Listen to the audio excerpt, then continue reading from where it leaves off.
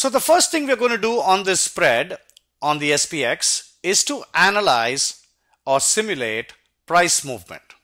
So price, as we know, is out of the three factors, price, volatility, and time decay, price is probably going to have the maximum impact on your options position. And this is for any options position.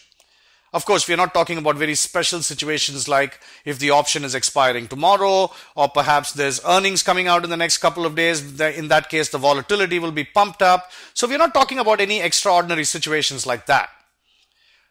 In a regular situation, price movement is going to have the maximum impact on your position more than time decay and more than volatility changes.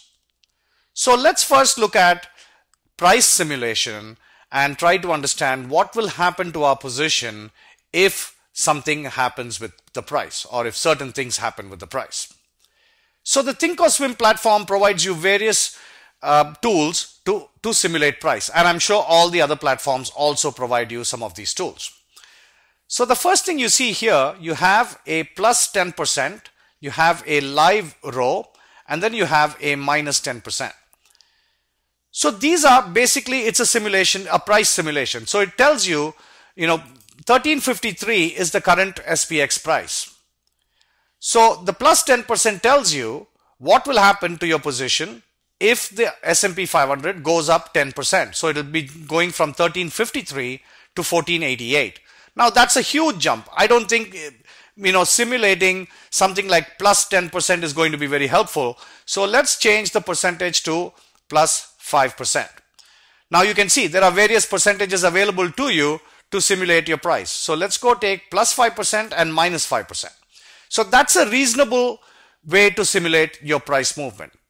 So when you're simulating the price movement like we are doing now, you're basically keeping time constant and you're keeping volatility constant. So it's like you have three of these instruments on your instrument panel and you're freezing two of them and you're only tweaking one of them, and that's the price.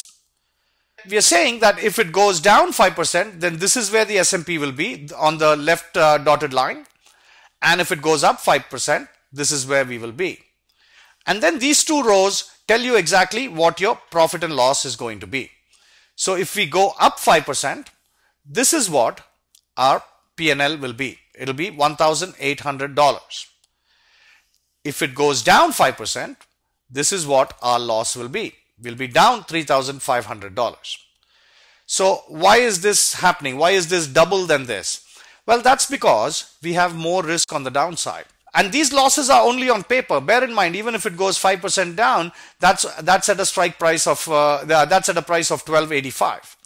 Our short strike is at $12.60, and then we even have this much room which we got from our premium. So it's approximately $12.57. So that's where on the day of expiry, we'll see losses at that point, $12.57. But just because your break even is at $12.57, are you going to just keep quiet and do nothing if it comes down to $12.85? No,